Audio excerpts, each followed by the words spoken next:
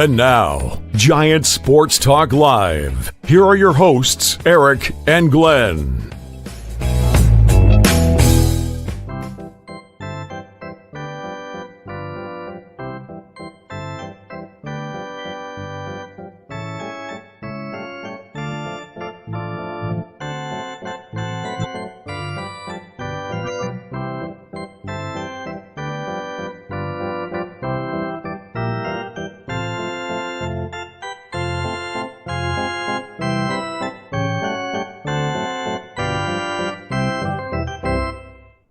Well, hello, everybody. Welcome into it. It is a Thursday night. It's taken me all week to figure out what day, what evening, and I think I got to figure it out because we've just wrapped up the Tuesday, Wednesday, Thursday 3-game series against the Los Angeles Dodgers. And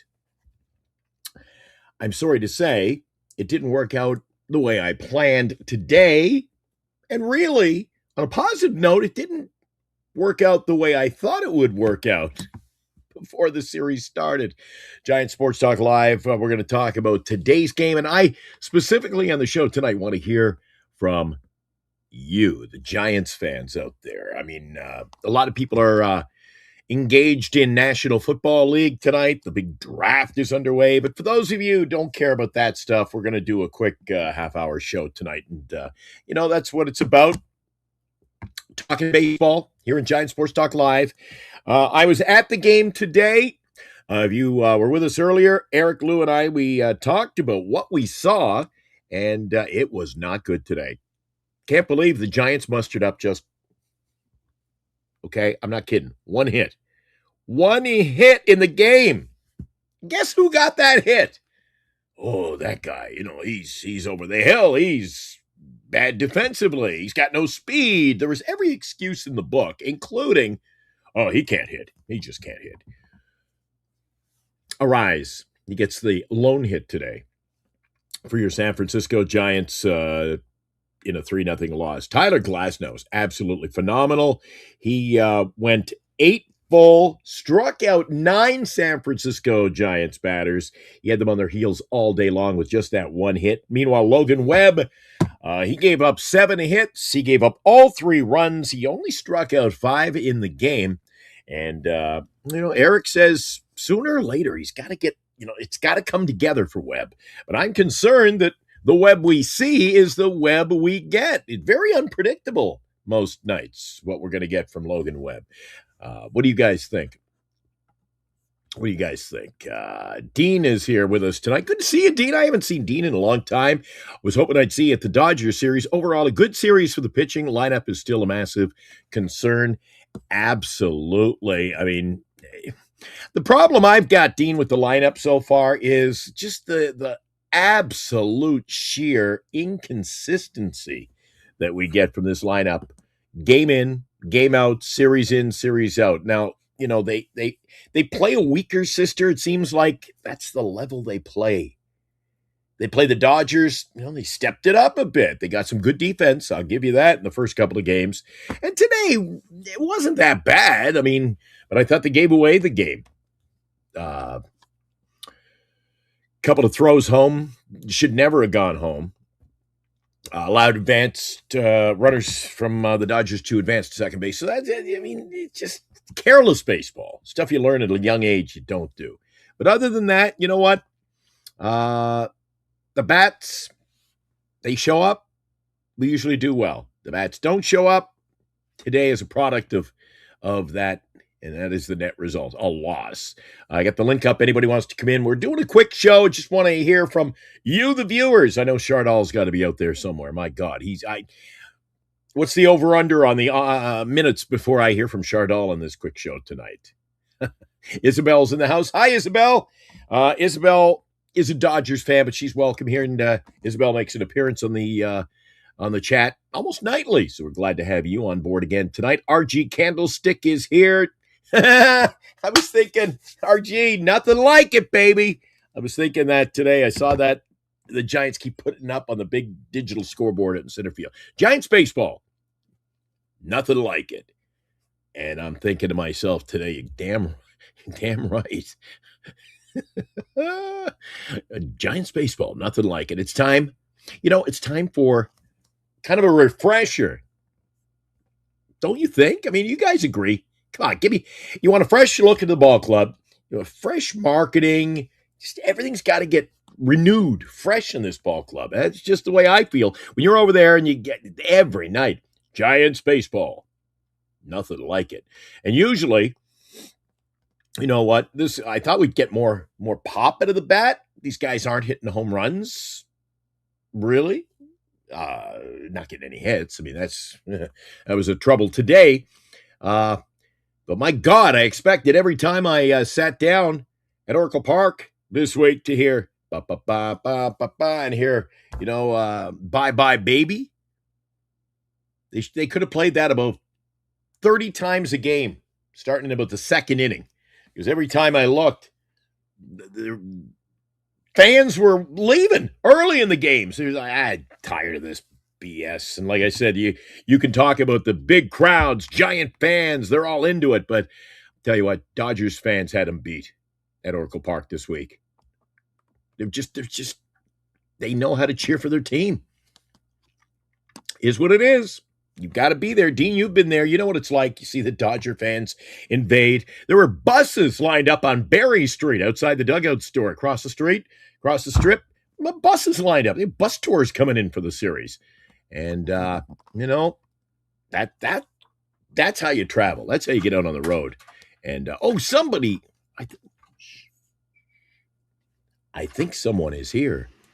It is. It's Bernice. She's just sneaking through the set. She doesn't even stop to say hi tonight. She goes, I ain't going near that camera. Mark is here. Mark, I was showing you some of my cards earlier today. I put a package in the mail to you. Hopefully you enjoy what you get. And uh-oh.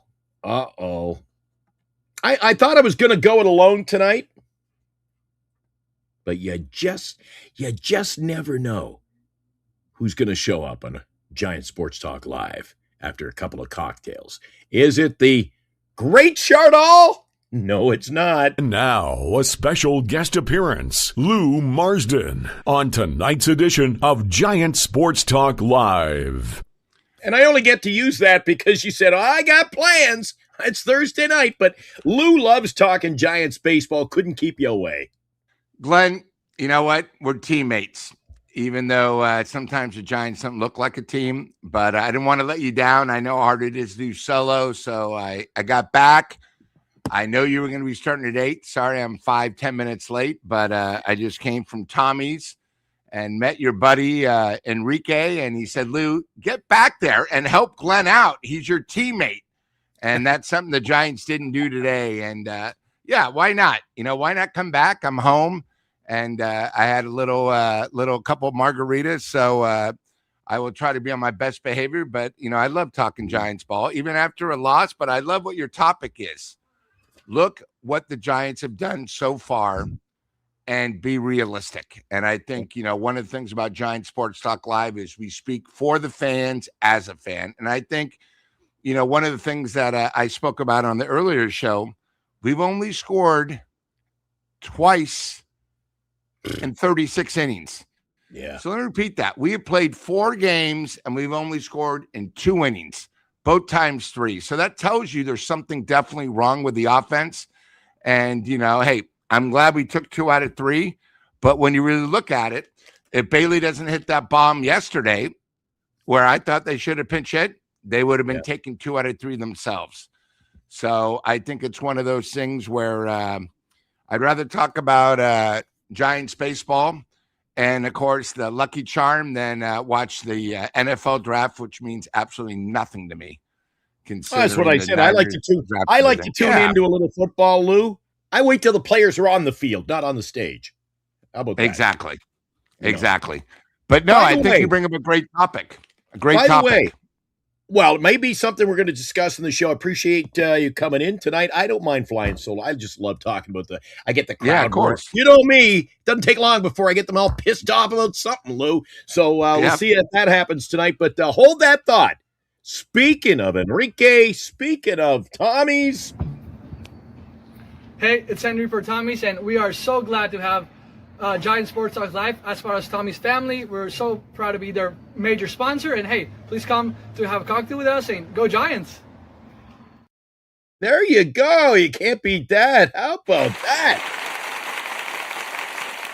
Good job, Enrique.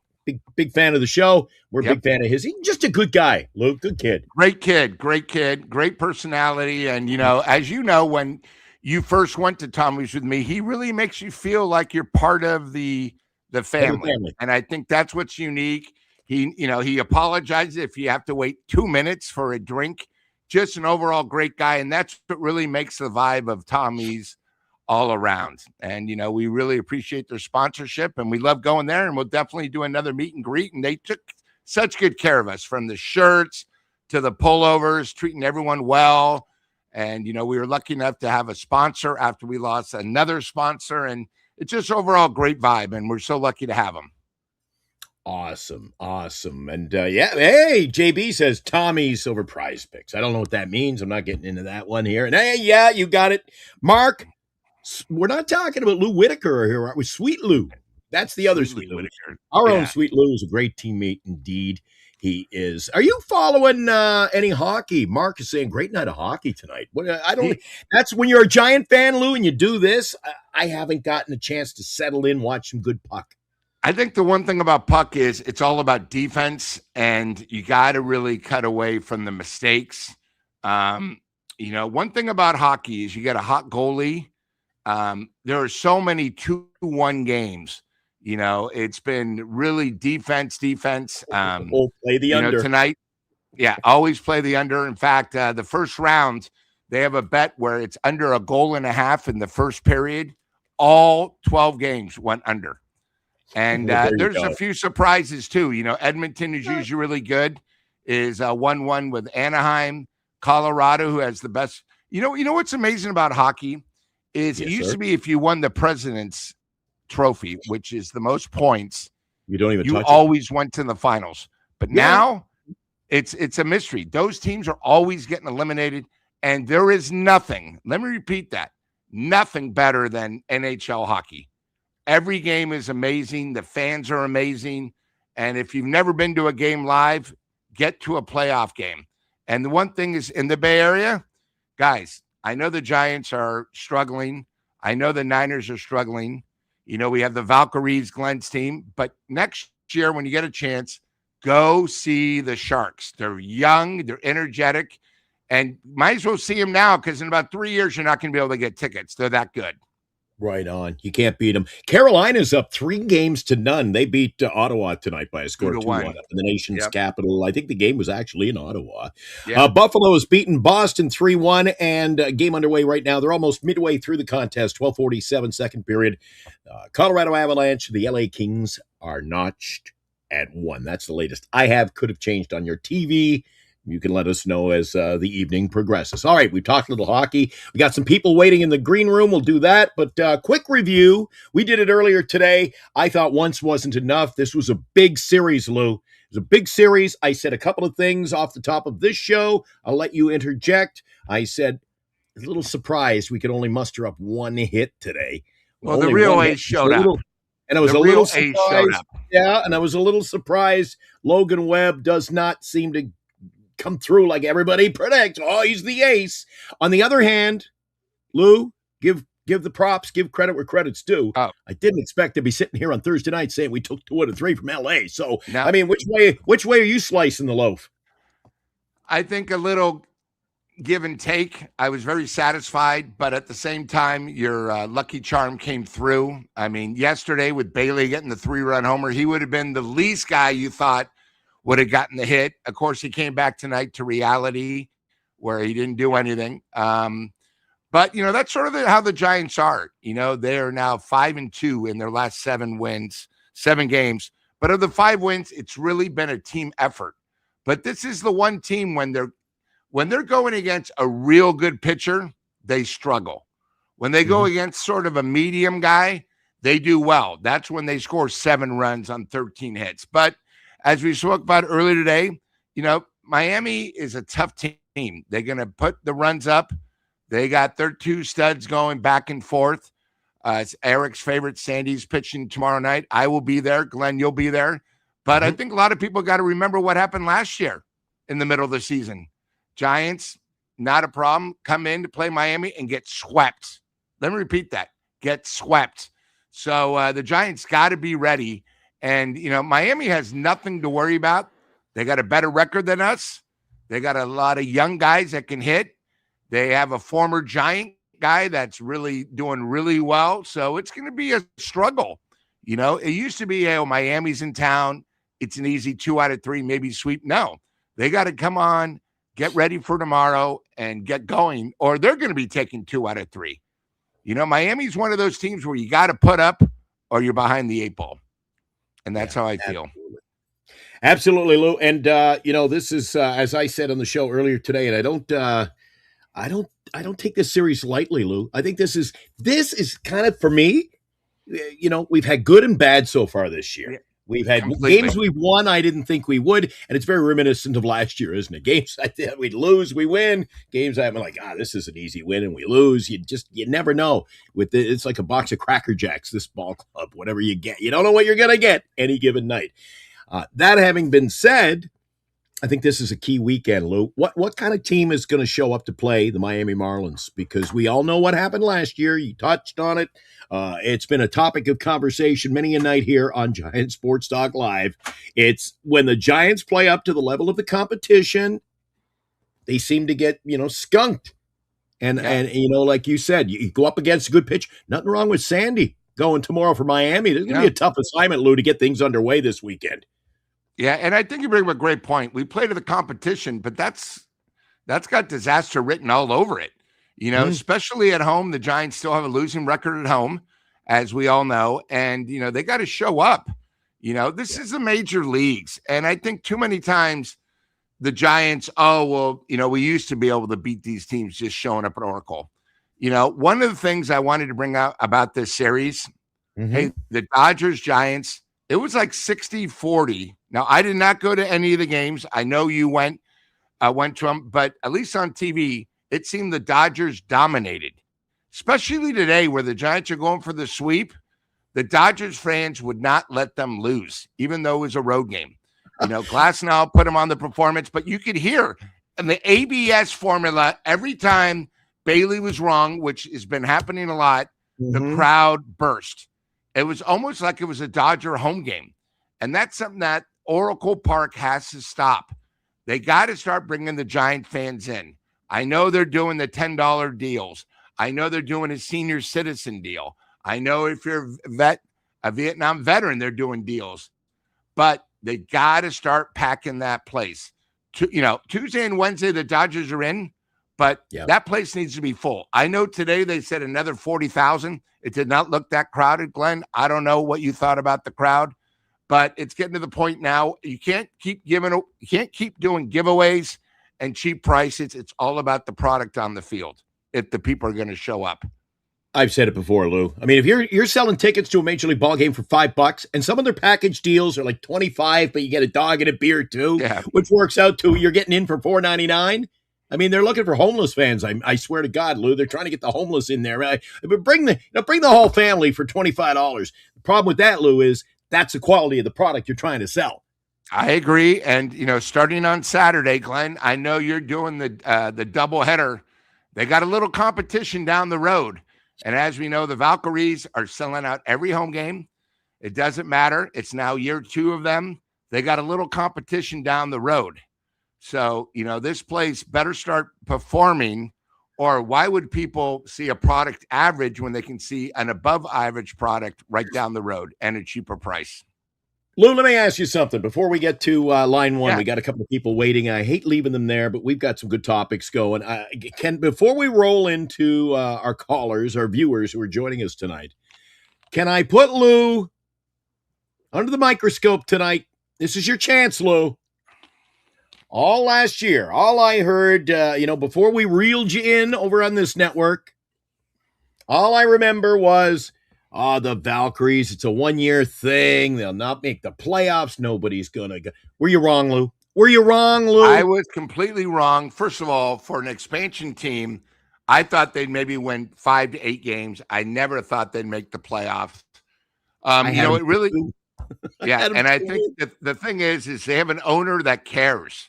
And that maybe shows the problem with the Giants. Yep. We all hear about how negative Johnson is, why they bought the current theater, why they won't spend money, why this year they only spent 57% of what they make. I'm a little sick and tired of everyone saying, oh, the Dodgers are buying these championships. No, they're not. They are actually using their money the right way. The Giants, as Glenn will use, are always safe picks. Look at the guys we picked up in the offseason. Safe bets. Okay.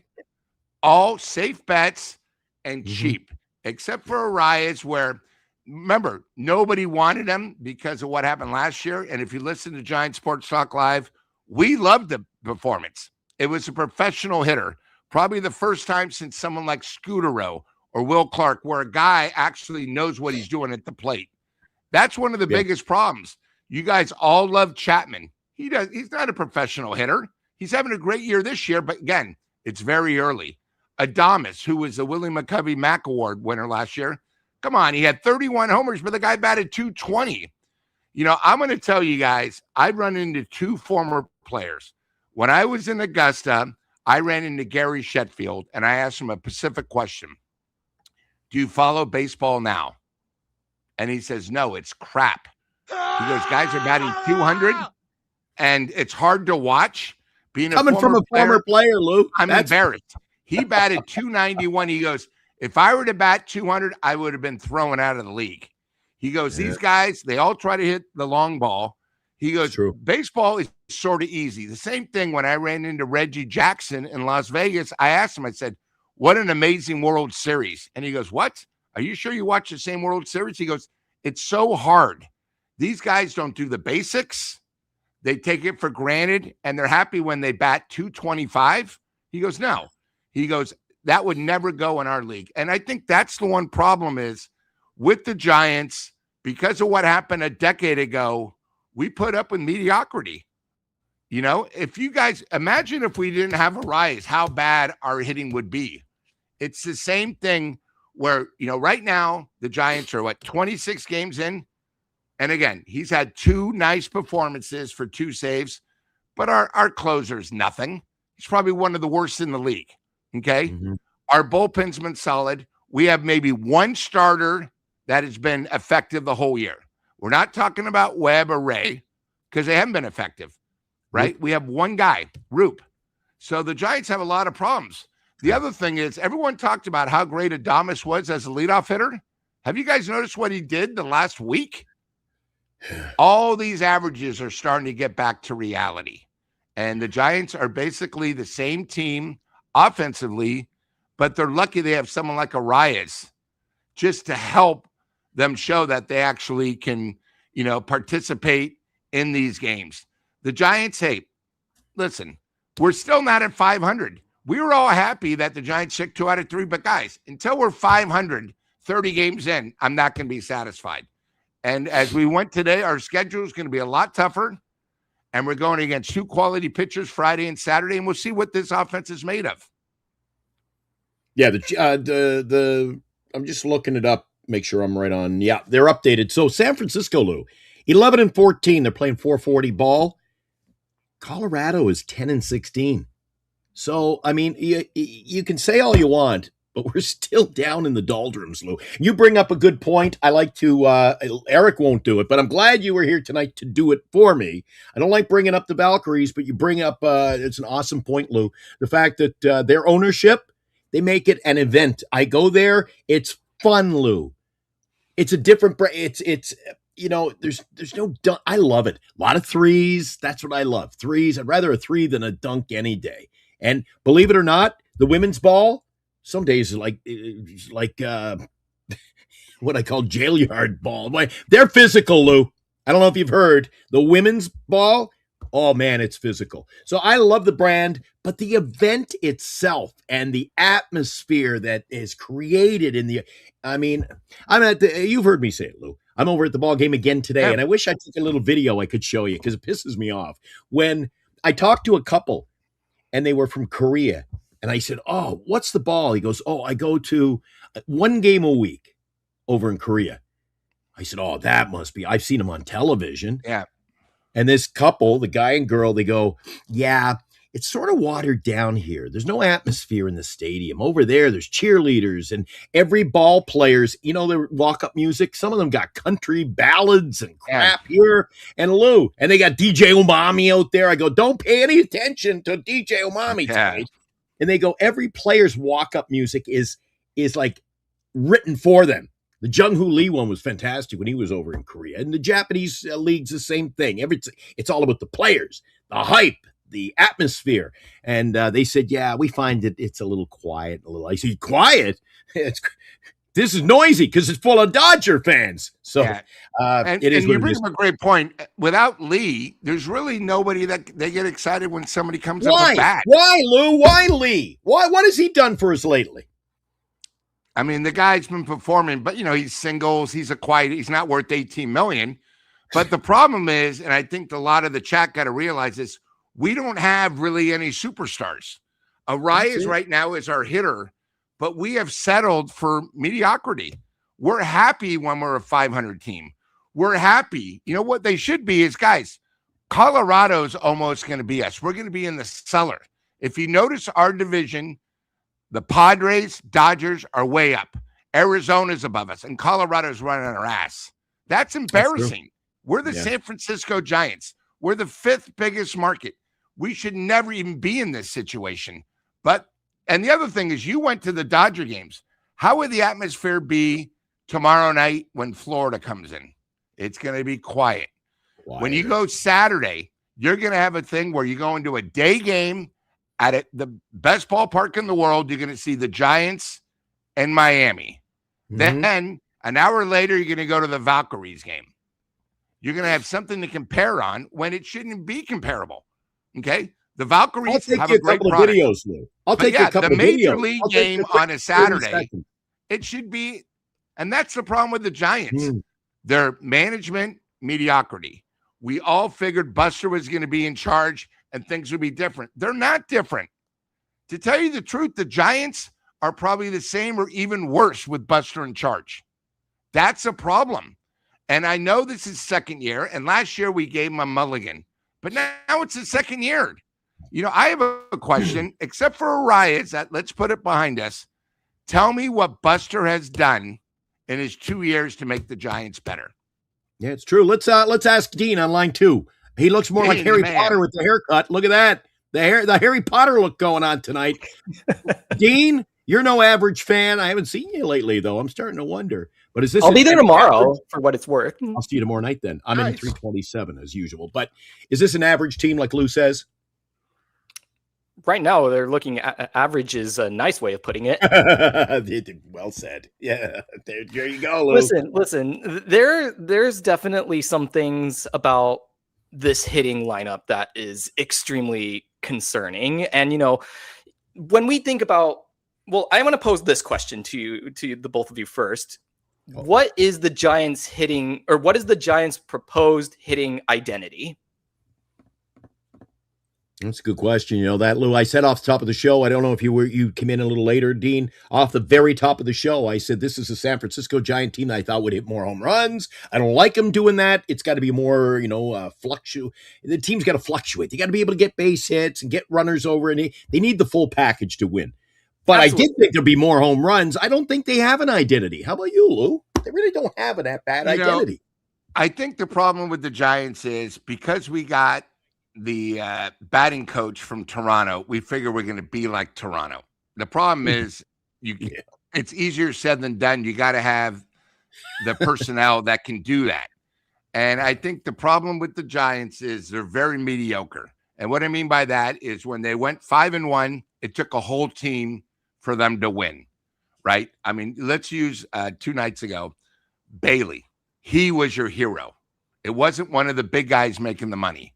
The night before, Devers got a big hit in the first inning, okay? He finally came through with a big 2-out hit. But a lot of these guys are not producing crooked numbers. Again, I brought up the subject, 4 games, you only scored in 2 innings. That's almost hard to do when you really think about it. And the other thing too is a lot of these guys are letting other people do the work. And what I mean by this is when Adames is hot, Chapman follows him. But this is a type of team where they'll put 5 hits together in 1 inning, look great, and then they'll go a whole game where their 3 studs want them to get 5 hits together. And I think it's a problem. I think the other problem is we use this terminology a lot, flavor of the week. And, we had a new center fielder come up who was only there because of injuries. We had 2 guys come up, and you saw a little spark, right? But how long is that going to last? As you noticed today, defensively was horrible again.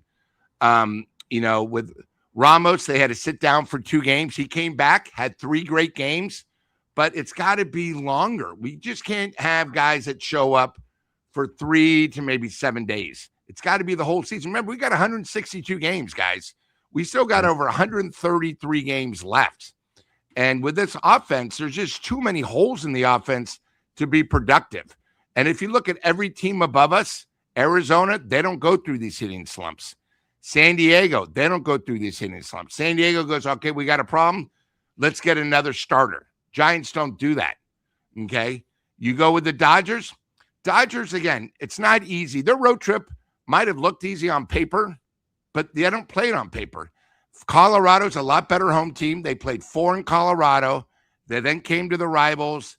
Now, they didn't really pitch that bad considering in 3 games they only gave up 6 runs, but the Giants were lucky enough to get 2 wins.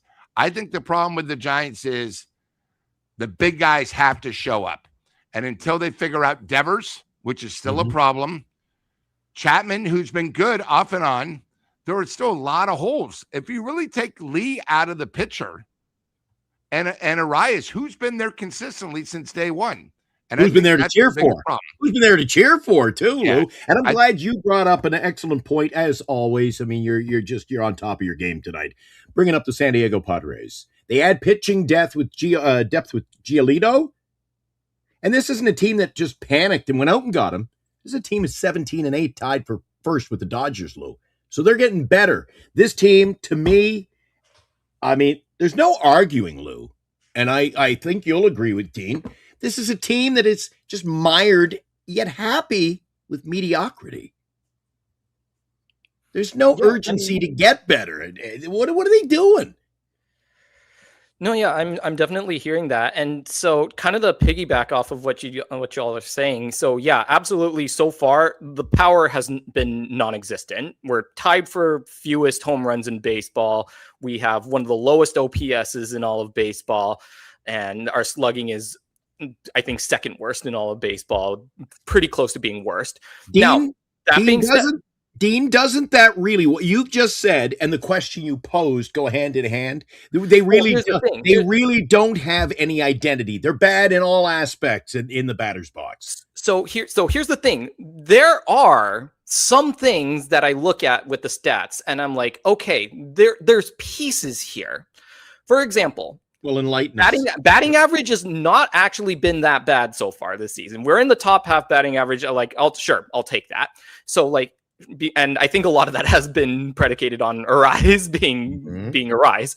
Now, that being said, I also look at their strikeouts. They're not actually striking out as much as they used to. They're currently top 3 in strikeouts. But here's the problem. Look at their walks. We have 47 walks on the season. You want to know how many more the team in 29th has? They have over 18 more walks than the San Francisco Giants do in the Arizona Cardinals. We are by far the worst walking team in the league. And so it sort of takes the strikeout points out of into a little bit more context. It's not that they're striking out because they're not seeing the ball. They're striking out because they're fouling off everything. And I know that we like to put the ball in play, right? It's like you put the ball in play, anything can happen. I know Eric talks about that a lot. But if you're going to play that way, if you're going to lean on your station to station baseball, then you have to do other things well. You have to walk. you have to steal bases. Yeah. You have to put pressure on the pitcher. And right now, that's especially where those power hitters are. We're really missing them right now, because we can get some guys on base, but the power hitters, when we have those guys on base, are not putting any pressure on the defense. They're not putting any pressure on the pitching, because most of the time, and one last thing I want to talk about here. I don't know what it is exactly about Oracle Park specifically, but the offense is hitting terribly at Oracle Park compared to on the road so far this season. Like, let's taking a look at some numbers. There's only 3, I believe, players who have a higher OPS at home than they do on the road, being Arise, Chapman, Devers. Those are the only 3. And I think Devers has a higher one only because he has his 2 only home runs of the season at home so far. So I think that contextualizes that. But take a look at everybody else here. Schmidt has been having a pretty good season. A lot of it has been on the road so far. Schmidt's OPS on the road, 924. Pretty freaking good. Schmidt's OPS at home, 496, nearly half that. All right. And then Jung-Hoo Lee had a great road trip. OPS of 903 on the road now because of it. OPS at home, 375. Almost a third of the original. Yeah. Right. Adames, again, also had a pretty good road trip. 815 OPS on the road. OPS at home, 551. There's nothing outside of. Did you Chapman say Devers? What do we got for Devers? Nobody is hitting at home. What do we got for Devers? Devers, his road OPS is 528 and his home OPS is 642. Not what you want to see out of your slugger. There you go. But again, I don't think the confines of the ballpark are made. I mean, you're going to get what you get out of Devers. But again, I think Devers is going to be Devers is going to be a better road hitter, in my opinion. Yeah, and I expect a drop off, but like that cantankerously low. Like, we're seeing guys with half OPS. Wait a sec. Some of these stats, I gotta tell you, you guys watch. Lou watches most of the games. I go to most of the games in person. And I'll tell you one thing. You can talk about Casey Schmidt. He's batting decently, and maybe not as good as on the road, but at home, how many has he landed, Lou, deep onto the warning track? Last night, he almost took one directly down the left field foul pole before it was caught. He is a victim of the ballpark, I feel, in many ways, too. If you want guys to be sluggers, this field is. And somebody brought up a good point to me, Lou, the other day. They said, why don't the Giants, one season, just try, move the fences in, maybe sculpt it into a more modern, the rounded out field. Nice, just some nice numbers. I go, they're more concerned about the marketing. It's got to be 415 feet for the 415 area code and the 415 club. And just give me baseball. Give me baseball. And Lou, half of their hits would be going out of the ballpark in Cincinnati. Yeah, I see that. But, opposing teams don't have a problem with the ballpark. It's the personnel that we have. True. We don't have the personnel that is actually made for this ballpark, except for a Rise that can really spray the ball. It's just one of those things. I mean, we talked about Casey. Casey won the other night. He didn't even know if the ball was even fair, and it was fair by 30 feet way up there.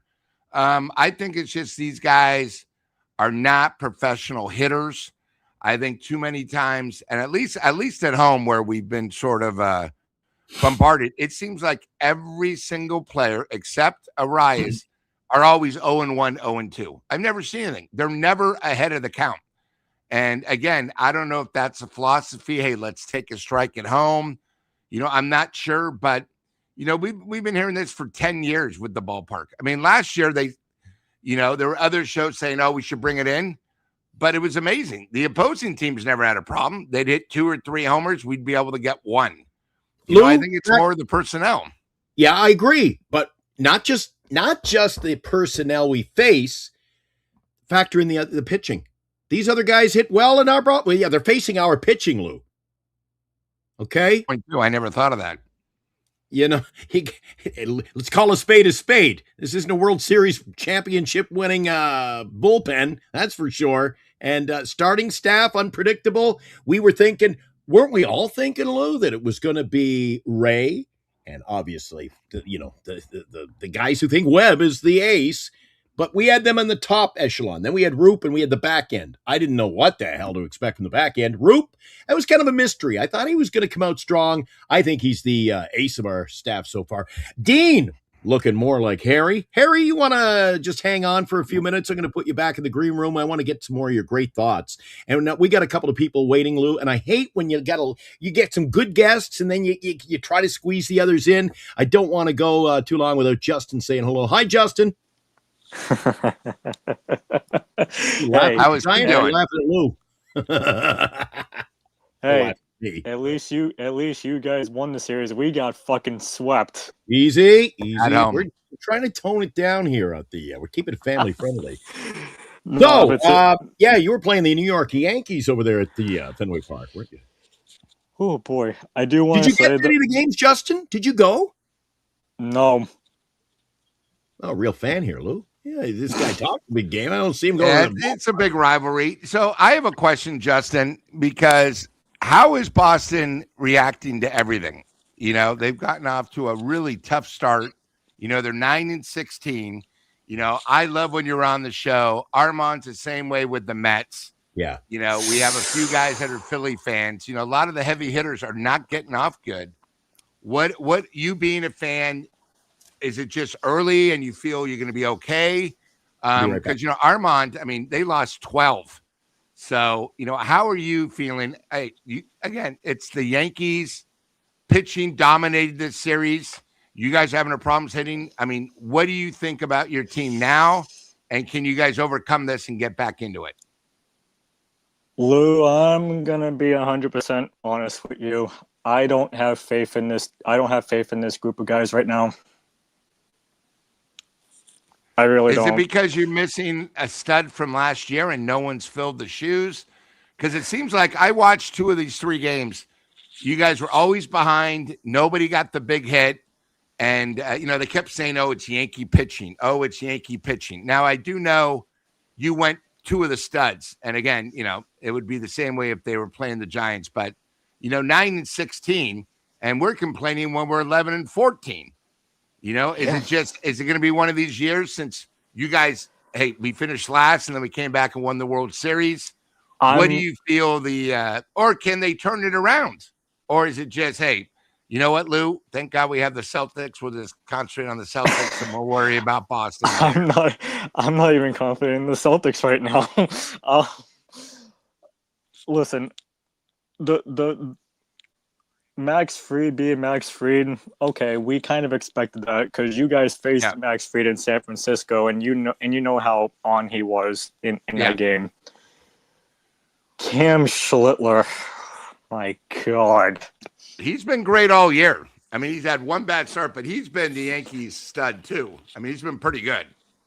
Yeah, and it doesn't help that he's from Walpole, Massachusetts, too. So. Yeah, I don't know. I know it's April and everyone's saying like it's early, but Lou, can I be honest with you? And I'm saying this right now. I don't think we're even going to win a series against the Yankees the rest of the season. And you know it's tough because this year, you know, you and Toronto have not gotten off to good starts, obviously. But you know, Tampa Bay's playing good ball. You got the Yankees, and you got sort of surprise. The Orioles are right there with their staff, you know, and we play the Orioles tomorrow. Yeah, and I think the other thing is you guys are minus 23 in run differential, so it's tough to win when the other team's getting that much more. Considering you guys have played 25 games and your run differential is minus 23, that's tough to overcome. Yeah, and I don't want to sound like a fan that is blaming my team, but I'm being completely honest. I don't see us win a series at all against the Yankees, at all. Well, you only play them. Yeah, you only play them another. You only play them another 9 times. What about the rest of the league? Well, we play you guys in August. We play the Dodgers in July. I don't know. I don't know. I think we lose 2 out of 3 to Baltimore this weekend. That's not a good start. So you guys would be 10-18 to start. Yeah. That's pretty rough.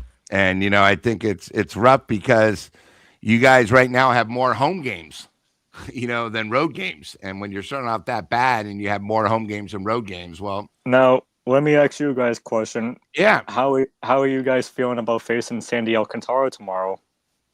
Oh, I think it's going to be tough, Lou. That's it in a nutshell for me. Yeah.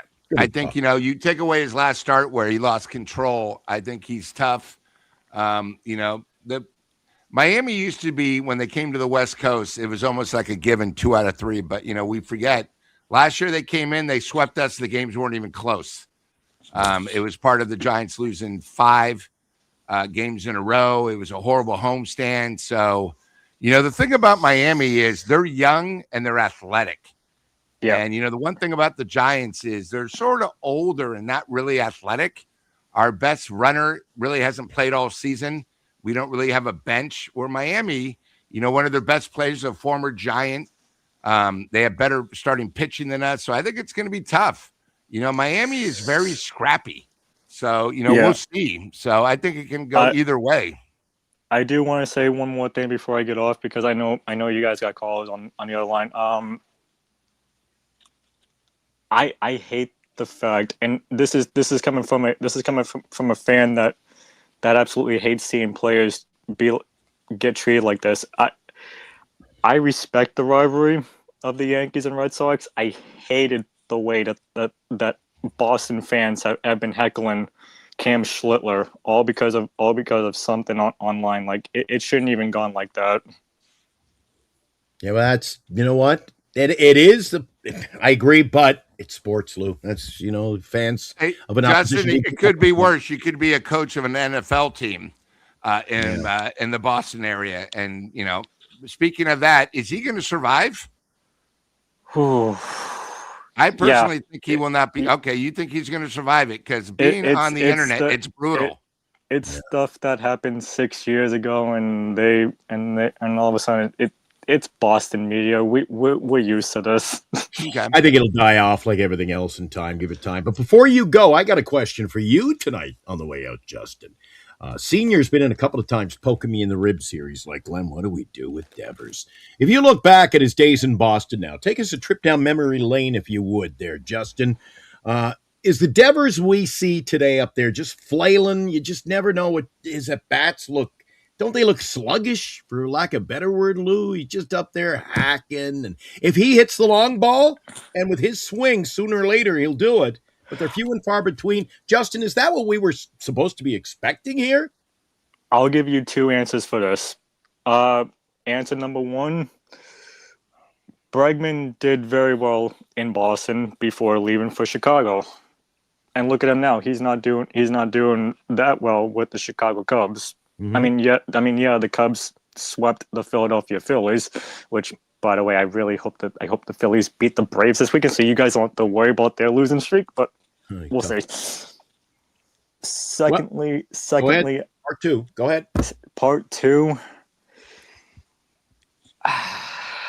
I want to say don't worry about Devers. He'll be fine. No, is that your heart or your head? As a former player for your team, I mean, you one breath you're saying, well, he's not fine. You sound very reluctant. He's not fine.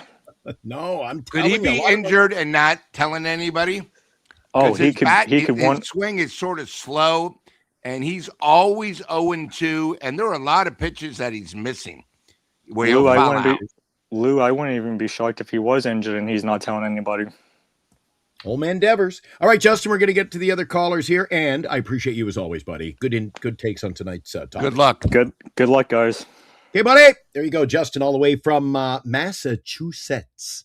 Everybody says Massachusetts. It's Massachusetts, and he wants you to know that. Senior, ask about Devers. We did. Old man Devers. I think I'll go. I think I'm going to go to my grave, Lou. That's why I keep taking those pills, like my heart pills. I want to last. I got to stick around with my buddy Lou for many a night of this crap, right, Lou? And I see Lou's holding out on the. You know how much I love those green liquor or red licorice. You get the red ones tonight? Yeah, you get the red licorices. You know I love the red ones and the green ones, but I always hold out. But Lou, I think we've been sold a bill of goods. You know, he brings up a good point where Bergman's having problems, the same thing. Do you think maybe just Boston is such a great hitter's ballpark? That's it. When they go somewhere else, they can't adapt. And, you know, I see Devers where, you know, he has that stance and you're always hoping. But, you know, right now, he's sort of been horrible. I know no change. No change. I know we gave up 3 guys and only 1 guy's really in the majors, but we got stuck with that contract. You know, maybe Boston said, we signed this guy because we had to. Let's get away. And we'll do whatever it takes because Dever has a name. They went to someone who's first year, who's Buster, and said, Buster, we're willing to do this. If you notice, we really didn't give much up. We gave up a guy that we wanted to get rid of. We gave up someone young, and then we gave up a guy that might have a future in Harrison. And, you know, now Boston, they save $140 million, you know, and you got to remember what's sort of amazing is they got rid of that contract. Then they got rid of Bergman. Now, I know they're not playing well, but they've saved like $300 million. You know, something the Giants would never do. Name of the game, Lou, because if you're the Boston Red Sox, and if you put us in that situation, if we were to move them, Lou, you're opening up that money, gives you options. Yep. Gives you options. I think in the long run, the Red Sox end up with more. Not from our deal with the players. They'll end up with more based on the capital they have to work with. And correct. I still say also, Lou, I don't know if you agree with me, when you look at those contracts, Devers, Chapman, Adames, man, we are pigeonholed into a corner for a hell of a lot of years, Lou. At least another 5 years, guaranteed. And we're not even sure about Lee. You know, here's the problem with Lee. Lee's for 2 more years. Then they have an option. Well, if Lee plays well, he's going to stay with us. If not, we're going to lose him. You know, and it's kind of the point, too, where in 3 years, you know, the Giants are so much homers, they're not going to do anything with Webb. We can see Webb's not the same guy. Maybe think about trading him now so you can get him with 2 years of control. But the Giants are saying, no. I saw a thing today. Are you aware Webb's been with the Giants for 13 years, considering when he came out of high school? 13 years. Yeah. And what do we have for those 13 years? Pretty thin, Lou. Yeah, so, you know what? There's going to be the one. I think Senior's got to agree with me. Senior, you know, especially because you see a lot of A's games up there in the Northern California region, and you are a bit of an A's fan. At least you want Langoliers off my fantasy team. Awful bad. Wink, wink, nudge, nudge. I think the good thing is, Lou, that you're talking 3 years or 4 years, 5 years in the future. I think these guys that are just percolating in our farm system might be able to step in. So you lose Lee. Well, what's wrong with giving the Davidson a chance, Bo Davidson a chance? Or, you know, hopefully by then Eldridge will be a fixture in our lineup. And I still think, Lou, this team, you think this team would be any worse with him in the lineup? I don't think so. I think you give you a little bit of a. I think you give it a little bit of a boost. I really go to the. Remember earlier in the season, we were talking about what jersey I would buy. I really haven't hitched the wagon any horse yet. I don't know. I don't really have a favorite player, Lou, since Wilmer's gone. I don't know who's my guy. And I told you, you know, for lack of anybody else, it's Vitello. I want to see him do good. I think if Vitello does, think about this, Lou. The better Vitello does, in the long run, it means success for the Giants. If he's doing well, it means our team is successful. You know, I think when you really think about it, and I know people think you're so negative, all this, but I just want you guys to look at our starting lineup and tell me, if you take Arias away,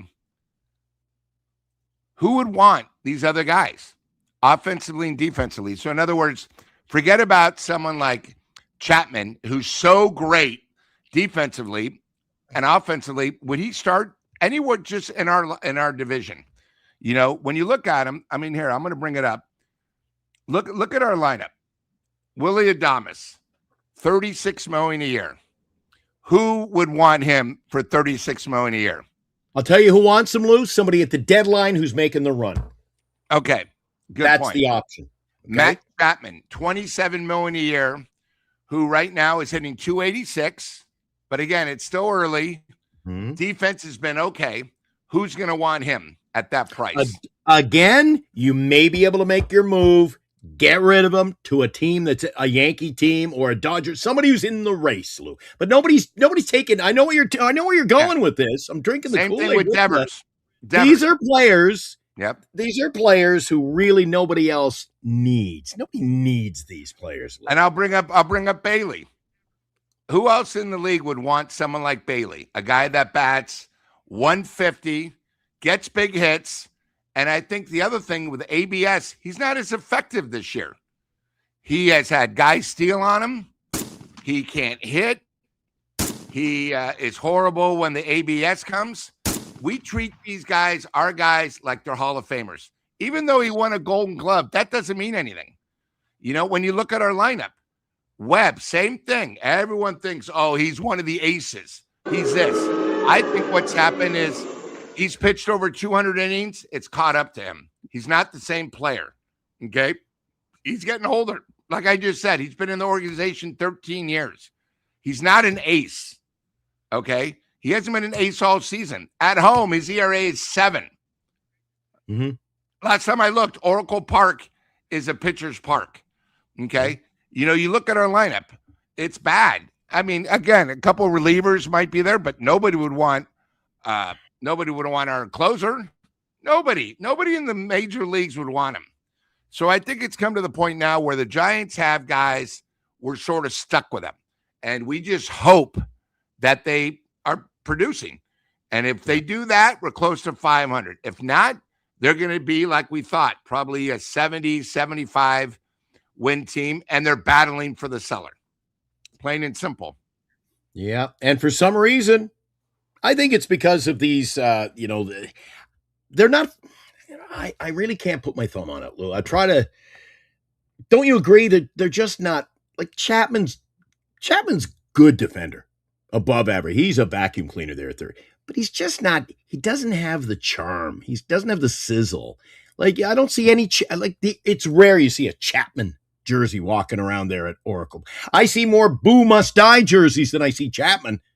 I think of a great defender like a Craig Nettles, right? Oh, when he played with San Diego and the Yankees. Yeah, Yankees. People wanted to be like him.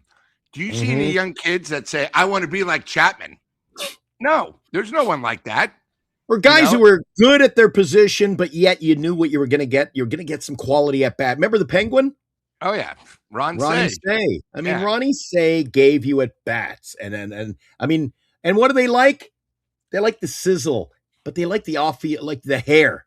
The fans of the Giants go to the ballpark. They want the fancy, that hairdo you were looking to get, Lou, the orange puffy hair, and they like the pretzel look. That's what they like, Lou. So I haven't figured it out. I'm just gonna stop trying to figure it out. By the way, when you're tuning into the show tonight, we don't have the biggest audience tonight, but it will certainly pick up over the next hour or so that we're on. Plus, of course, if you're watching this replay, thank you for joining us, and make sure you support all of our sponsors, including Tommy's, the home of the world-famous Tommy's Margarita. Isabel must be happy, Lou. Your old friend Isabel's down in Los Angeles, and she's a big Dodger fan. But I'll give you credit, Isabel. You're a big baseball fan. Because, Lou, I don't know if you notice in the chat, she's with us every night, thick or thin, regardless of how the Dodgers are playing, which is usually pretty good, I might add, Lou, or how we're playing. Isabel's always there. Isabel! Hey, guys. Hey, be honest, guys. I haven't been able to listen to you the last couple of weeks because of the Dodgers and because my phone broke. So, this is probably the first time tonight I've been able to listen to you. Well, I did listen to the replay this afternoon too. So Anyway. Oh, awesome. Anyway. Okay, so you lost. Your Dodgers lost 2. What are you thinking? Are you disappointed? I am, but then they didn't play well in Colorado. They just haven't been playing well. Period. Like being a Dodger fan, I have to admit they haven't been hitting and they've been pathetic. So anyway, Well, it's but funny you say that, Isabel. Lou, now she makes a point. They're a bit sporadic at the start of the year, but you know what you get from them? They kind of ramp it up, don't they? I mean, Lou, don't you wish we were saying how bad how we are not hitting, Lou. We're not hitting, we're not getting the pitching, but we're still 17-8. I think the thing about the Dodgers is they will show up when they have to. I thought today was a great definition where they didn't want to be swept. It's also tough when you're the world champions back to back to come out hungry that third year. You know, it's one of those things where that's why there hasn't been too many teams that repeat. You know, it's the same in all sports. They have a lot of distractions. You know, right now, I mean, Ohtani last year, of course, had the problem with the agent, with the gambling problem. Right now, you got new guys that are basically blending in. You had Freeman, who just became a dad again for his 6th kid. You had pitching staff that has been good, but you also got to remember they lost their stopper for the year. But the thing about the Dodgers, they don't panic. It's a whole season. The Dodgers' plan is this. Let's make sure we have one of the 2 best records. If we need to get somebody, we will. But we are here to get the ring. The Giants to be 500. That's the definition of being a winner in the Dodgers. And the Dodgers know what it takes to repeat because they've done it. And, you know, that place, again, we're not giving enough credit to Colorado. Colorado's a good team at home. Okay. Yeah. The Dodgers probably went in saying, "Oh, we're playing Colorado." They were lucky to win 2 out of 4. Okay. But don't worry about the Dodgers. They, whenever they need something, will reload, and it's all about the ring, and they're going to be fine. Trust me. Who would you rather have now? Would you rather have the Dodgers for the rest of the season or the Padres? One team that is showing you they can win it, and the Padres that always get close, but they can't finish. So I'm not worried about your thing, Isabel. You know what I think, Lou? You bring up another outstanding point tonight just by throwing out some numbers there. The thing that scares me about the Colorado Rockies, and you only have to look back over the last week or so, telling tale. You want to compare the Rockies to the San Francisco Giants, Lou? On April 19th, they beat the Dodgers 9-6. On April 22nd, a couple of days, right?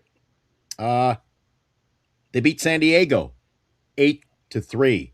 And then they lost to San Diego. But you know how much? They lost 10-8. So this is teams putting runs on the board, whether it's at home. And they traditionally do at home, Lou. But they're doing it on the road, too. You say the road record's good? We're going to have to face that Colorado team. That's another couple of big series coming out throughout the year, Eric, or I should say, Lou, where you are going to have to beat those teams. Take care of business.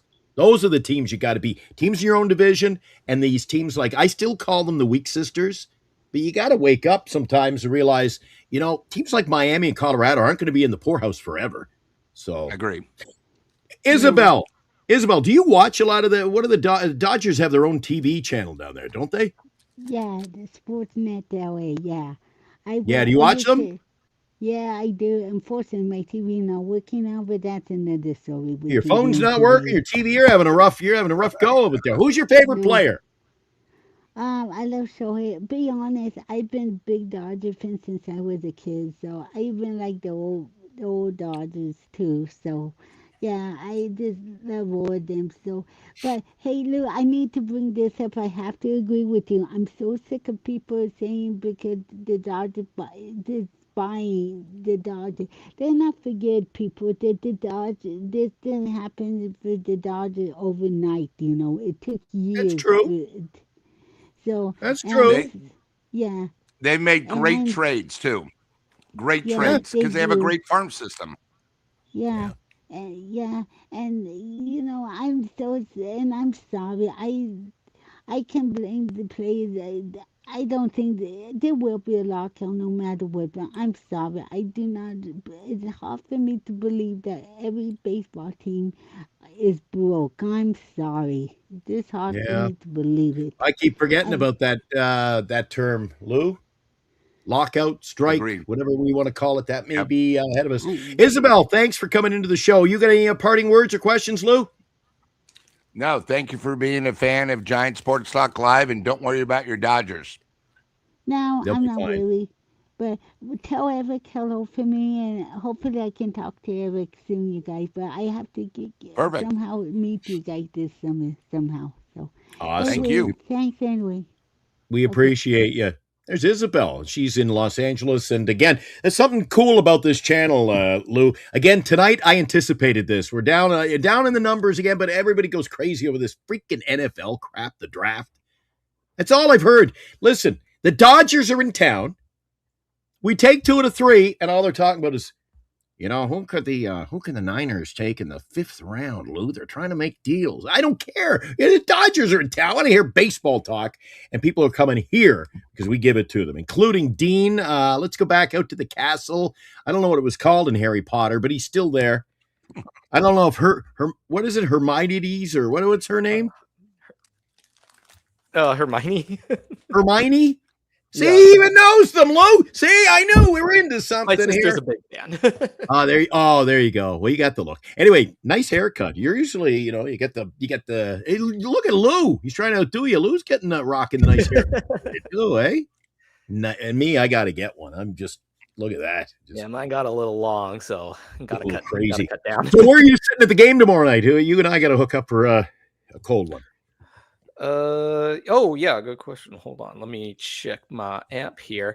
But yeah, how are we feeling about tomorrow? Because I'm feeling a little on the fence about it, if at best. Well, I think we just beat the Dodgers 2 in a row. So I mean, one loss to the Dodgers today. I don't think that's Giants baseball. I think they got a few more losses. And I mean, this is you're gonna play Giants baseball. It means you win 2 or 3, and you're gonna lose 3 or 4. What do you think, Lou? I think there's a couple of losses coming this weekend. Maybe 1, perhaps 2. They're going against 2 great starters Friday and Yes. Saturday. And again, it's going to be a cold night. No excuse, but they need to get out. I think the thing with the Giants, they're a lot different when they get a lead. When they're playing goose eggs or the other team goes up 2-0, they're just one of these teams that I know they come back, but they don't get over the hurdle, I guess is the best way. So, if the Giants get down 3-0 early, they got to make sure Sandy just doesn't get in a good flow. Because if not, he'll pitch 7 innings, and before you know it, it's in the 7th quick, and we're down 3-0, and it's hard for us to come back on that. So Lou, they got let to me get ask you a Sandy question, close. though. Lou, you just said off the top of your statement there, you said might be a cold, damp night at the ballpark, damp weekend, who knows? Would that favor the Giants? I mean, we got a team coming in here from Miami, plays in a whole different climate, even though it may be indoors and stuff, but different climate here. I thought maybe it should give the advantage to the Giants. Yeah, I always thought that was a big advantage at the Stick, but at the Oracle, it really hasn't been a huge advantage, especially with Miami being so young. Well, you don't go to enough games like me and Dean. I'm over there. I got 2 layers of jackets on some nights. Trust me, I know. It's a little chilly over there, right? Right, Dean? Oh, absolutely. And it's a 7:15 p.m. start, so it's gonna be pretty chilly. Yeah, you're adding another half hour to the Dean, what do you think of this Friday night 7:15 and Saturday night games at 6:30? I'm not a big fan, especially Saturday night at 6:30. I mean, we only have 2 more day games on Saturday, and the rest is all 6:30. And the Gigantes, the Giants trying to come up with a new gimmick where they're wearing those special unis. But 6:30 on a Saturday night, that's pretty brutal. That, and I don't even like the 6:45 start because you're trying to get people in earlier, yet not late. Like traditionally, baseball started, Lou, back in the day. And again, I'm a bit of a traditionalist. And when I was growing up, 70s, 80s, games were 7:35 starts. People were home from work. People could go home, drop stuff off, and get to the ballpark, get their family. Ball games were 7:05 and 7:35. Now they're starting at 6:35 and 6:45. Like, why do the Giants, Lou, have to do everything different? You got to be more consistent. Yeah. I mean, It used to be have the day game. I mean, I used to remember every Saturday and Sunday was a day game. And then on Sunday, they then went to the Sunday night baseball would be a 4:05 start. But Saturday they don't night even do that right, Lou. We got games starting at 1:05, 12:35. 12:45. There's no consistency with this team whatsoever in any way, shape, or form. Well, I agree there, but I'm not sure if it's their fault because if you watch their last road trip, they played at 3, they played at 3:35, they played at 3:20. It's tough. And, for us to put Giant Sports Talk Live on, we're not even sure what time we're going on half the time. We have to check you don't the have to tell me, billboard. Dean, I was just in Hawaii. The Giants game Sunday started at 6:35 in the morning. Don't laugh. That's pretty early for this guy. No, yeah. I feel for you, bud. I want to take a moment with you two on the screen with me to recognize someone near and dear to our heart here at Giants Sports Talk Live. Hey, it's Henry for Tommy's, and we are so glad to have Giant Sports Talk Live as far as Tommy's family. We're so proud to be their major sponsor, and hey, please come to have a cocktail with us and go Giants.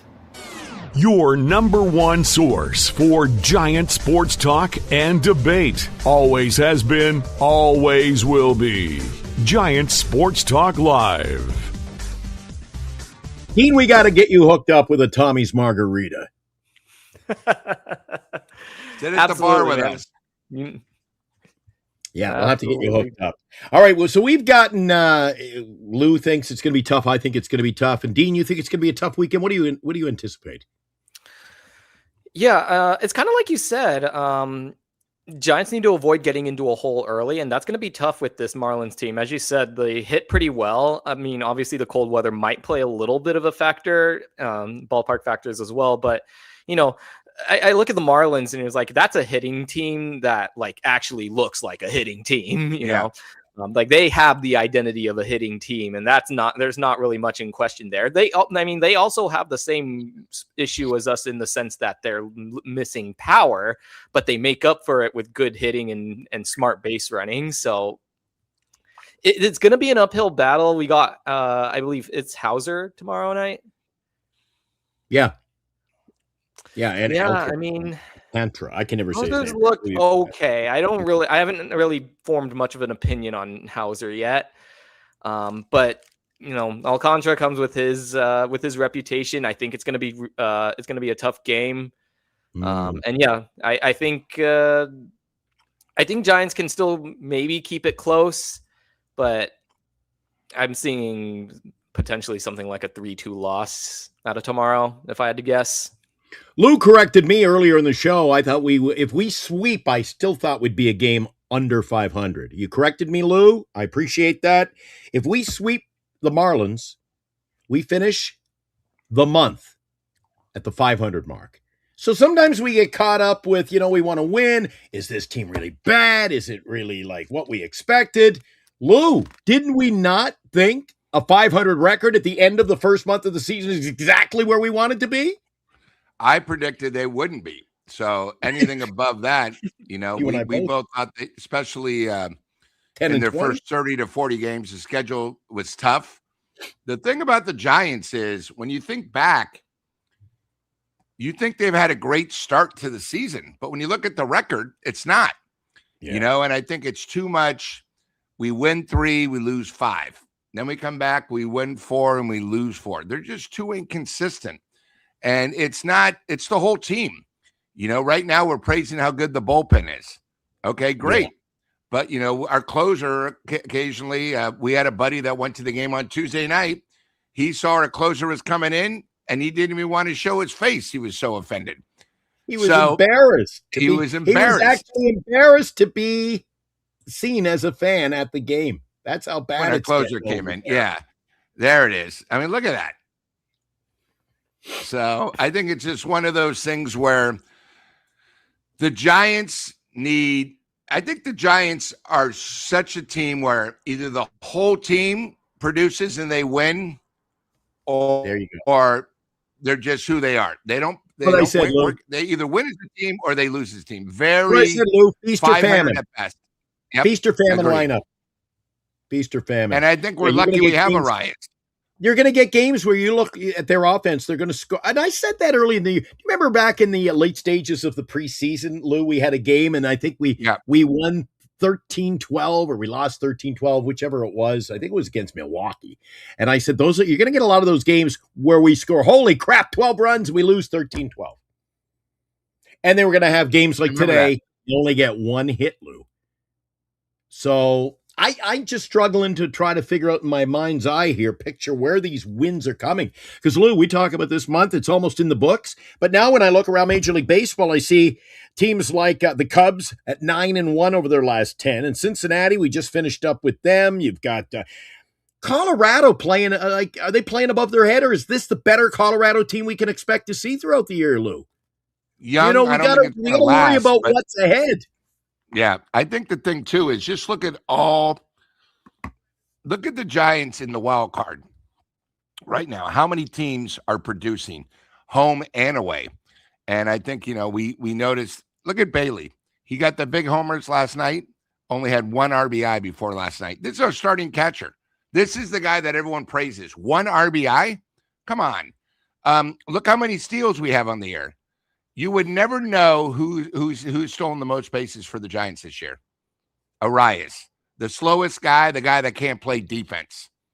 And I think it's one of the things where this team, as I've said before, you add Arias, but it's basically the same team that really struggles. And I think you bring up a great point, Dean, because I brought this up last week. We went 5 games where we didn't even get one walk.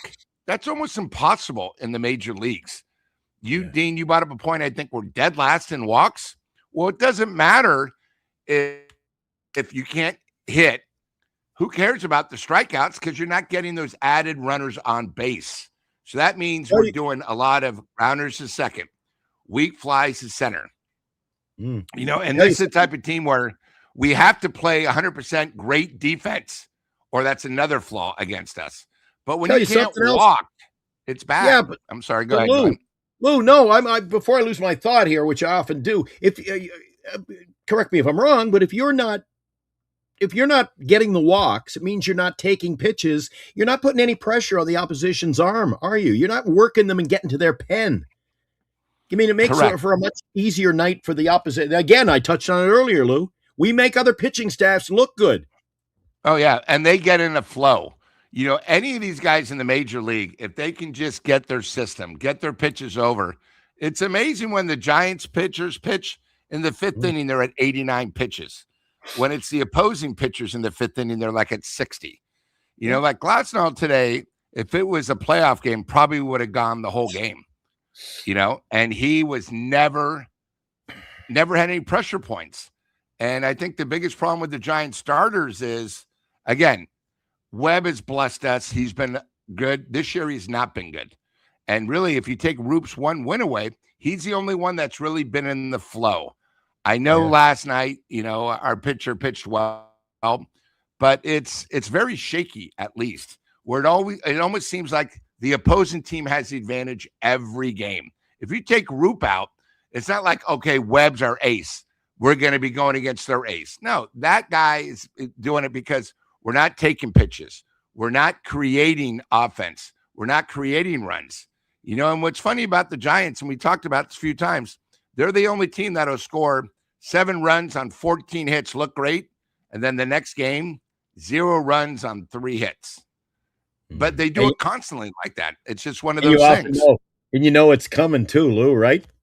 You and I talk about it when we do morning shows and stuff. We can almost predict it based. And Dean, I don't know if you caught any of last night's show. It was a little, people were pretty excited.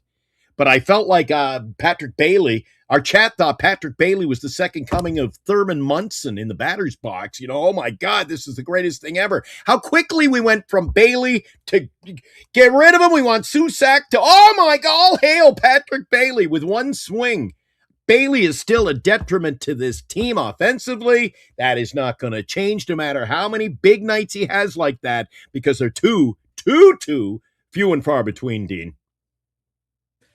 Yeah, am I supposed to applaud for one home run in every 23 games? Like, sure, came at the best possible spot, but are we just going to ignore the entire body of knowledge that we have of Bailey up to this point? Not just this season, but last season and the season before that. There you go. That's recency bias. Even the worst major leaguers get some nice bat on the ball and get nice base hits once in a while. They are in the major league. Dean, I have a question because me and Glenn have been going back and forth. What do you think about Bailey overall defensively and his ABS system, where it seems to me the Giants don't have a clue, first of all, how to work the ABS system. And it seems to me Bailey's wrong probably 80% of the time. Or is that just me? I mean, I know you sort of like dissect it, but have you noticed that too? Runners are, running against us. The other night, if it wasn't for Arias' amazing play where he tagged him late, it would have been 5 straight steals against Bailey. And my question is, why is he doing the ABS 1 out in the first inning on a 1-1 pitch? Don't you think maybe they should use that, like maybe in the 5th or 6th inning when it's more important in the game? Yeah, I agree. I feel like Bailey's use of the ABS has been pretty baffling up to this point.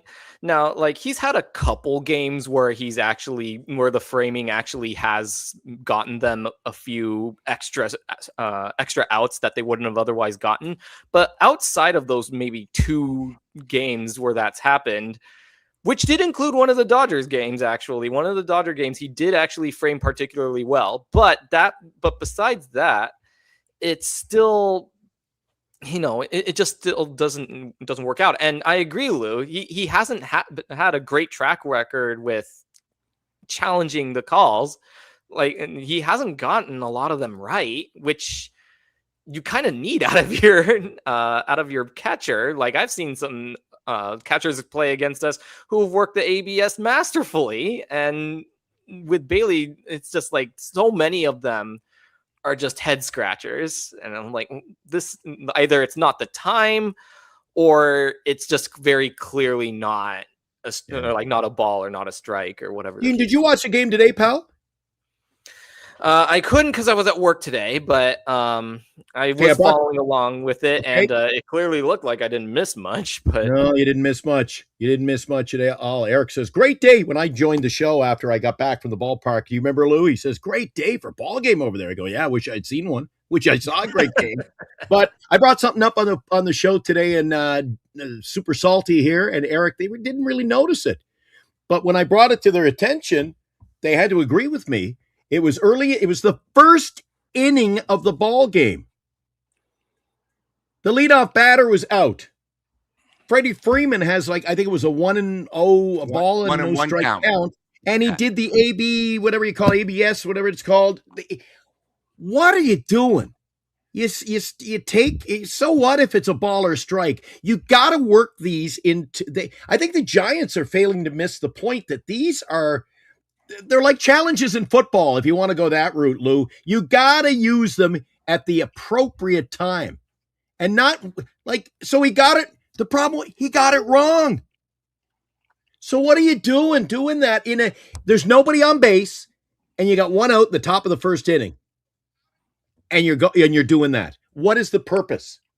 Are you trying to show up the umpire? Are you trying to be smarter? I know how to frame, so I know that. I'm going to call that one.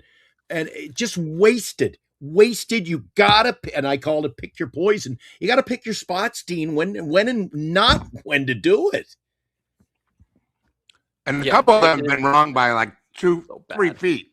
Today was the balls off, and I don't get it. I just don't. You can't waste. It's just a waste. You're giving them unnecessary advantages. Again, it's those little things, right? It's just like those little disadvantages that you accrue that already put you in the hole. And as we just said, they can't seem to play very well when they put themselves in a hole, and they've just automatically, without even realizing it at the very beginning of the game, put themselves in an unnecessary hole for ultimately no reason. Lou, we've seen that though, Lou. What is it about baseball doing this? So they only have a couple of their challenges as well. And sometimes you see, we're watching a game, no matter which teams are playing, and it's not just the Giants by any stretch of this imagination. You're watching the game, and you're watching, and you go, oh my God, he was out. The Giants will challenge the play. I'm like, you're just wasting it. Like, what are you doing? Like, are you that desperate that you know it's not getting overturned, but you're doing it anyway? What was the purpose of this?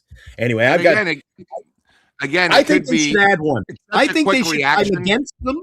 Lou, I'm Yeah. against them, but I think they should add one. 3 gives you a little bit of maneuverability, and I think they're not taking long to do them on the big scoreboard where they're boom, done. Yeah. I like it. I never thought I'd be saying that. I think 2 leaves you kind of, you're handcuffed. 3 would be perfect. No more, no less. Good point. Just my feeling. Anything else, Dean, before we head out of here? I say every night, you notice that, Lou? Every night I say, I'm going to go a half-hour show. It's an hour and 26 minutes here. There you go. Glenn, what section you said you were going to be at tomorrow? I think I'm in 127. But, I'm in that general area, so I always spot you. I won't be able to spot you with the hair. You're looking so good these days. I can always Look, I'll text you. I'll text you. I see the guy coming up the stairs, Lou, carrying look. It looks like, a Neanderthal coming up the stairs carrying this big thing. I go, oh, that's just a scorebook. This guy has a scorebook, Lou. You've never seen it in person, and I'll never forget. It's a great story. Never forget the night I met Dean, and I'm looking down the aisle. Do you remember that? I was to your right, Dean, and I kept looking down. I go, it's a hell of a big scorebook for a team that's not making the playoffs. And he's like, I still got hope. But he's got a scorebook. He could have done 2 seasons. Just in case. But yep, got a new one printed out. We're all ready to go for the season. There you go. Boy, Dean, there's probably still the extra pages because by God, baseball is a weird sport sometimes, and you never know what's gonna happen. Yeah. So Dean, you gotta cover all your bases. No pun intended. Yep. Giants do. Dean, I don't know if you're probably a little bit too young, but when you used to be able to buy, it was $1. You get the program, and they had the scorebook inside it. The little cardboard. Like religion, the little cardboard, and like they a give religion. You a pencil. So you keep stats. Yeah. One time I forgot to bring one. They still give you the little golf pencil. The little golf pencil. The only negative of keeping score is when you have one of those crazy innings, and I always thought I was good enough where one of the jobs being, I never knew I was going to get that level, but I would have loved to have been an official scorekeeper. And when you keep your own stat, you're your own scorekeeper. And, especially in these games where, they're going to call it a hit or an error and you got to wait for the scorekeeper. It's some guy up front that probably wasn't even watching the play. But, it's something that a lot of the new generation, not blaming you, growing up, you used to look up, Glenn, am I right? You go to the left and right, and there'd be people everywhere. Everyone was keeping score. And then because someone they would get them go, yeah. And what do you think? Do you think that was an error or a hit? Or what do I do when the guy's batting second time in an inning? Where do I go over? Helping each other. Yeah. But Lou, you used to walk into the ballpark when I was a kid anyway. Yeah. And you would have the guy be looking like he was going to do Sunday worship. He had this big pedestal up, and then he'd have a big pile of yearbooks and game programs. And the score, you buy a program. Yeah. They filled the scorebook in. And you know what that was cool about the scorecards? We call them scorecards, Lou. You know what was cool about the scorecard? You open it up, and it's what Dean's using. But the covers, they made it like it was frameable. It was memorable. It would have something Dodgers theme this week. And that all these teams. We have to save the world. Too much paper. Yeah. The same way when I gotta say. I was going to say when they had the All-Star, when you had to pick the All-Star, where you actually had to poke the it was the best growing up. I'll take 50, and then you had to put them in a box, and you felt like because the Giants never were in there, you either would write like Willie McCovey or you had to do it. And growing up, when you had a player of your team make the All-Star, you felt like it was because of you, and that's something that a lot of people. Being an all-star is still great, but when you were the fans picked, it was just a different thing. But I admire you, Dean, keeping the stats because, growing up, I loved it. And that's something that, I used to do, and I did it for all the sports. I used to do it for hoops when the Warriors and Bill King was doing the announcing, and I go back on Channel 2 with Gary Park, and he would even tell people, hey, guys, that got changed from a hit to an error. So hopefully you weren't using a pen, you were using a pencil. Yeah. And you had to keep the stat. So I don't know if you remember Gary Park. I always say to Super Salty Lou here, I say, must have been cool watching a ball game back then when he'd say, "Hi, this is Gary Park from Jerry Park in Montreal." Yeah. Yep. Do you remember Jerry Park, Dean? Probably not. Nah, sorry. You don't remember Jose Morales and the Alous? No, I was too young. I wish. No, I do gotta say that. I don't know about you, Lou. I wish I could say that. Yeah, I do gotta tell a couple stories. Well, like first of all, Sure. I gotta agree. Like every once in a while I'll see some folks keeping score, but it's definitely we're a dying breed, I feel like, at this time. But still it is nice in the sense that every time I bring it, it generates a lot of conversation. You get to bond with with whoever happens to be sitting next to me over baseball, and that's what it's all about. So we met. Yeah. So I mean, sure, there's not as many of us, but we're still out there. We're still keeping score. And so I'll do one thing I actually wanted to say too. You mentioned like those really ridiculous circus plays that you sometimes have to score. I did the last time I had to score one of those, I was at the it was a few years ago. The Giants were at Dodger Stadium, and there was that extra inning circus play that happened with people like with I think Betts over like got doubled up at third, and then there was a bad throw somewhere, and we had to. And at that point, I was just like paralyzed, just at that box. I'm like, you keep stats for the games on TV too, on the road games, and at the ballpark when you go. So you keep every game. Yeah, I keep every game. Awesome. That's awesome. Well, let me ask you a question, Dean. Lou, maybe you know the answer to this, Lou, because I don't, and I consider myself a decent ball fan. Don't you pigeonhole yourself a little bit there, Dean? I'd be in the fourth inning having my second cocktail, be like, uh-oh, I'm going to miss an inning because I'm down in the can. Well, can you take a break? Are you all in, or are there a few breaks during the scoring there? I will take breaks. Absolutely. When I go live, I try to stay in my seat from beginning to end. So I take care of all that business before and after. But when I'm at home watching it on TV, yeah, I'll take breaks. I'll be making dinner and just listening in. Very good. So yeah, I try to keep track, and then also sometimes I'll just miss a thing. It's fine. I'll just I'll just find it later and put it in. Okay, I'll see you tomorrow night at the ballpark. Okay, buddy? Yep, I'll text you. Do so. Make sure I'm there just in case anything comes up. But I'm guaranteed. I already have my ticket for sure for Saturday. I'm doing the Giants afternoon, then Valkyries doubleheader. So it's going to be a busy day for me. But I'll look forward to seeing you tomorrow. All right, sounds great, bud. Thanks for coming in. Pleasure as always. Thanks, Dean. Yeah, good guy coming into the show like that. Very knowledgeable. As Dean says, every time he comes in, he's talking about the score in Lou. Always go number one before you use your number two pencil. Obviously. Good call. All right. Something, you know what? We like to make it not only the calls, but the chat interactive. You guys have some things you wanted us to talk about on the way out of the show. Webb drilled rushing today.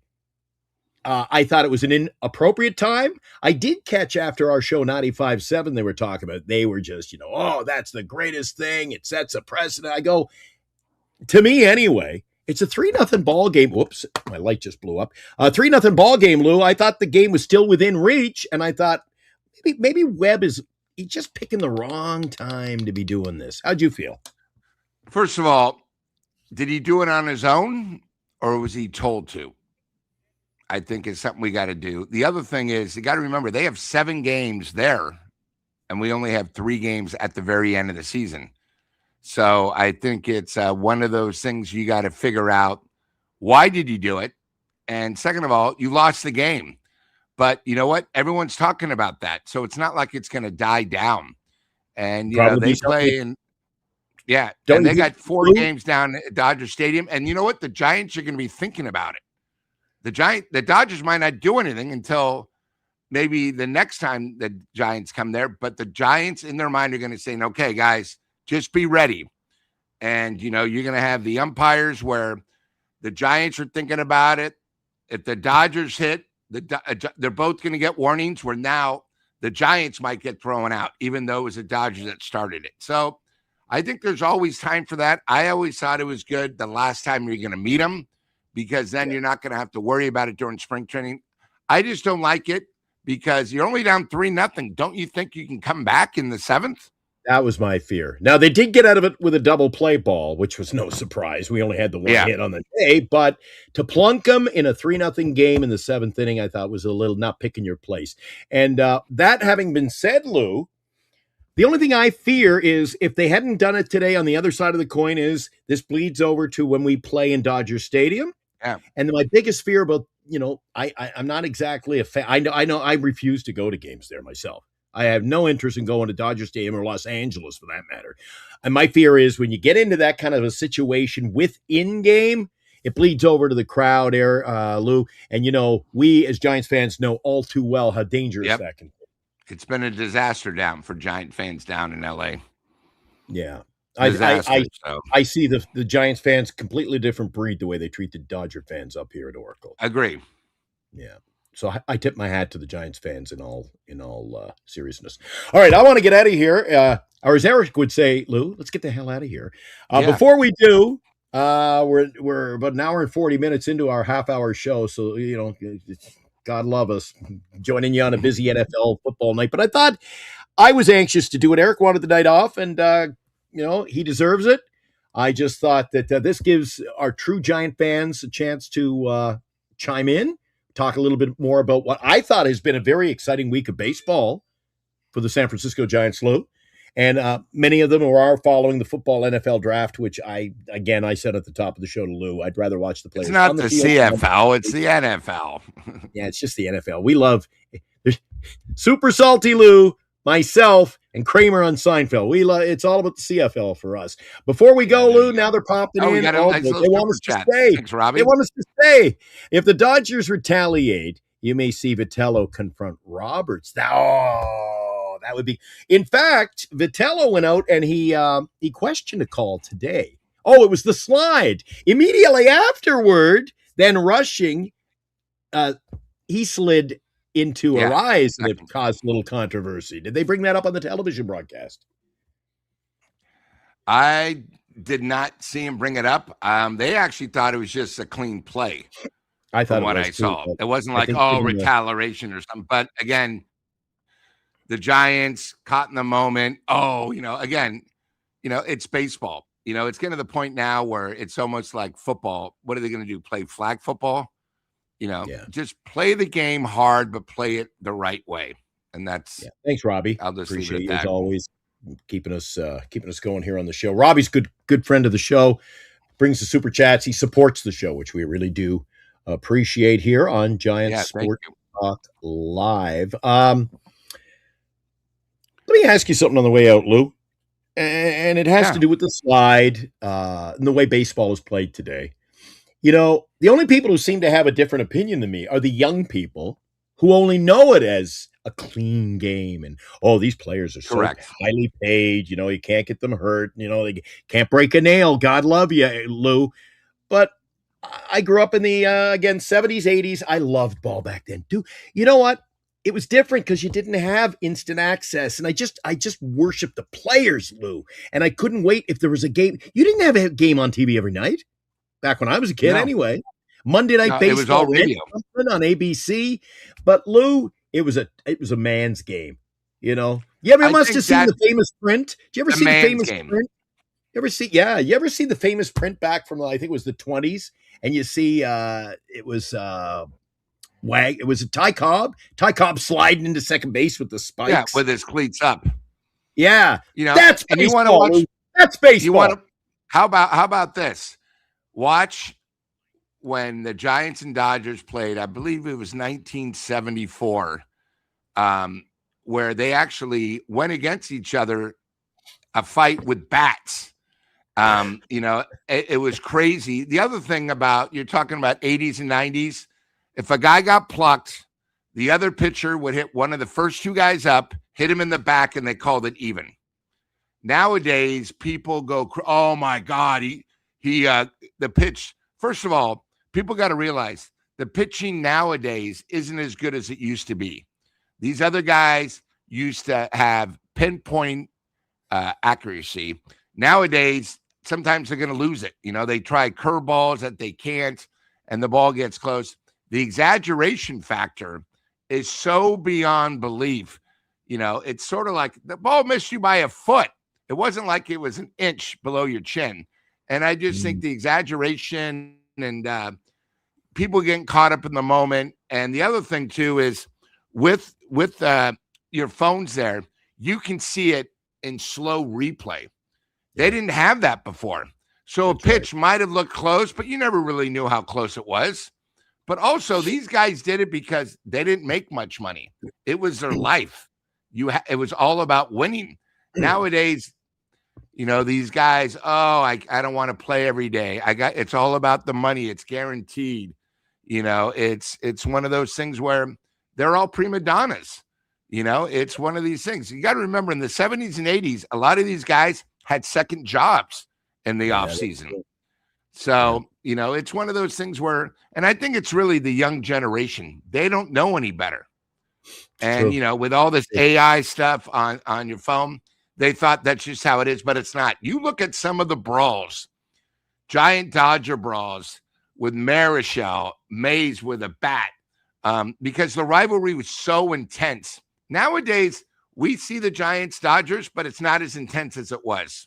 Lou, I don't know if this is what you were thinking of. You said around 70s. I've got this here. Thanks to our friends at Google. On August 22nd, 1965, Giants pitcher Juan Marichal hit Dodger catcher John Rosborough in the head with a bat at Candlestick Park, igniting a 14-minute all-out brawl triggered by tight pitches and a close return throw. The attack left Rosborough with a 2-inch cut. Marichal fined $1,750 and was suspended for 8 games. They say it was one of the most bizarre situations in Dodgers history. That was that Candlestick. That was that stick. Yes, August 22nd. I thought it was later. 1965. We go down memory lane here on Giants. And you could YouTube and you see, you go, oh my God. And that's just how it was back then. People One forget, thing I also, I believe it was 1981, you had the way the division worked is you had to win the National League to get in the playoffs. It's not like it was where nowadays you have wild card. In a second, it was, you had to win. And, that's how crazy it was. The other thing, too, is people forget the NL West was so much tougher back then. It was the Dodgers, the Giants, the Padres, the Houston Astros, and the Atlanta Braves. That was our division. That's how tough it was. We didn't have Colorado, right? Because that was an expansion team later. It was so hard. And, that's when they went to the divisions. But before then, the Giants and Dodgers were so close so many times. You had to win it to advance. So that's just how it is. And, again, I think the baseball talent back then was a little bit better. I mean, we all see how great Ohtani is. And great, he's 1 in a million. Yes, sir. But when you take Ohtani out, these guys you think are good? No. You look at some of these guys. There used to be 30 guys hitting over 300. Getting close to 400 was sort of the standard. Guys hitting 30 homers was standard. The Giants didn't even have one guy that hit 30 for 20 years. 130 RBIs. I'll use Gary Sheffield. Gary Sheffield should be in the Hall of Fame, but they think he might have taken roids. He had, listen to these 3 years, 37, 39, 32. 147, 133, 129. Those were 3 consecutive years. Nowadays, think of the Giants that have actually had 100 RBIs. You don't hear about them. That's how great baseball was. They didn't strike out as much, and they played the ball the correct way. A great game would be maybe giving up 3 runs or less, 5 hits or less. And, you had specialists back then, too. Guys don't realize how great Bruce Sutter was, Raleigh Fingers, and they pitched 6th, 7th, 8th, and 9th sometimes. Oh yeah, there was nothing. Lou, that's a show we could do all in itself. You know, pitchers throwing 160 pitches. I mean, the freak. How many in was it his second no hitter? How many pitches did he throw in his no hitter? 145 or something? Yeah, I think around 145. Come on, I mean, those days are gone. Oh my, you know what's happening? My light's going because my laptop's down to like 4%. So any moment we're going to lose you. So we're going to get out of here. As Eric would say, let's get the hell out of here. Hell of a series, Lou. I'm looking forward to the Miami Marlins. Looking forward to a weekend of Giant Sports Talk Live with you and Eric. The fun never ends. I'm really maybe it's just the juices are flowing. The batteries are recharged after my trip to Hawaii. You're back. I'm back, baby. And I'm just, God love me. God love me. I'm trying to cheer on this team, Lou. I'm trying. I'll be there with you tomorrow. I'll be tomorrow at the game with you. Let's see you tomorrow, pal. All right, buddy. See ya. And we'll be on after the completion of the Miami game. Eric, Lou, and myself, Glenn, right here on Giant Sports Talk Live. Thanks to the man who gave us the super chat. Only one tonight, but we appreciate it. Robbie Mann, thank you so much. Thanks for everybody who came into the chat, everybody who participated as part of the show. We even had, we had room. We had time for Chardall. He popped in. He said, I'm getting out of here. I got to go back to see who the Niners are drafting. So have fun at the draft. Yeah. And Lou, I'll see you tomorrow night, pal. Sounds good. And thank you, chat. Yeah, thanks. And don't forget, guys, to support our sponsors. We had them up on the screen earlier, and I can do that now if you'd like. We got Lefties, Duxwell Printing, BetterCreditCards.com, Tommy's, home of the margarita. Don't forget it. We won't let you forget it. And we want to always get you to support Signatures for Soldiers and all the kind work they do at Giant Sports Talk Live, a Northern Lights Entertainment broadcasting station. Don't panic. We got the Marlins coming to town, baby. Oh, yeah, they got Alcantara coming tomorrow, too. Oh, jeez.